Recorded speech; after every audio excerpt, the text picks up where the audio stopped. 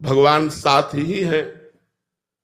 और जरासंध से भीम को युद्ध करने के लिए प्रेरित किया, मारो इसको, मल्ल युद्ध के द्वारा इसका अंत कर दो। कई दिन तक युद्ध होता रहा।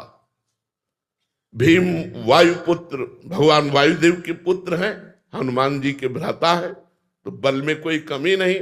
और वो वरदानी जरासंध कोई साधारण नहीं, 20,000 राजाओं को तो कैद किए था भैरों की बलि देने के लिए। 20,000 राजाओं को भगवान से भीम जी ने कहा इशारे से कि प्रभु, जरासंध की मार से अब मेरा रग रग टूट रहा है, मेरी वश नहीं कि मैं इसे मार सकूं। भगवान ने कहा प्रयास करके देखो, आप निराश मत हो। आखिरी दिन कहा, लड़ते लड़ते धीरे से हाथ से इशारा किया कि प्रभु, मेरी बल की शक्ति खत्म हो गई, जरासंध मेरे द्वारा नहीं मारा जा सकता। भगवान ने कहा तुम्हारे द्वारा ही मरवाएंगे। और एक तिनका लिया, चीर दिया, क्योंकि भगवान उसके रहस्य को जानते थे।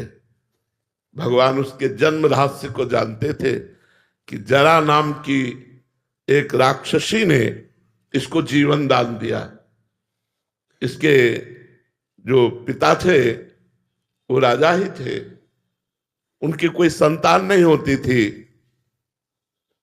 उन्होंने एक ऋषि को प्रसन्न किया, तो ऋषि ने एक फल दिया और कहा अपनी रानी को खिला देना, इससे संतान उत्पन्न होगी।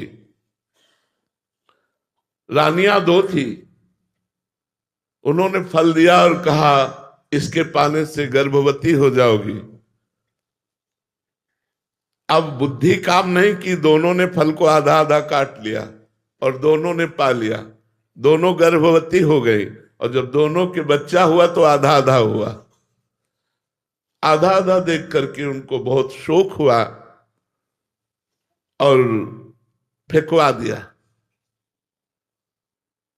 जरा नाम की महान तपस्विनी थी, राक्षसिन, लेकिन आकाशचारी, सिद्धों की समस्त सिद्धियां और महान तपस्विनी। उसने देखा कि 2 बालक की इस तरह के 100, उसने कहा जियो जियो जियो। वो सिद्ध तपस्विनी जे ही ऐसे किया, दोनों जुड़ गए और बच्चा रोने लगा। उसको पता था। महाराज के पास गई और कहा ये आपकी संतान। उनका मेरी संतान तो मृत पैदा हुई थी अलग अलग, तो उनका मैंने जोड़ दिया। संधि माने होता है जोड़ना। तो जरा नाम की राक्षसी, उसने संधि किया, इसलिए नाम रखा गया जरासंध। तो भगवान उस रास्ते को जानते थे। भगवान ने उसको चीर दिया, एक तिनके को, और ऐसे फेंका। भीम को भगवान ने अब बल दिया, उठा के पटक दिया और तिनके की तरह चीर कर फेंक दिया। फिर भी वो जुड़ गया के भीम ने कहा प्रभु, तो प्रभु ने फिर उल्टा फेंका, तो दोनों शांत हो गए। तो जब भीम हार गए तब भगवान ने अपना बल दिया।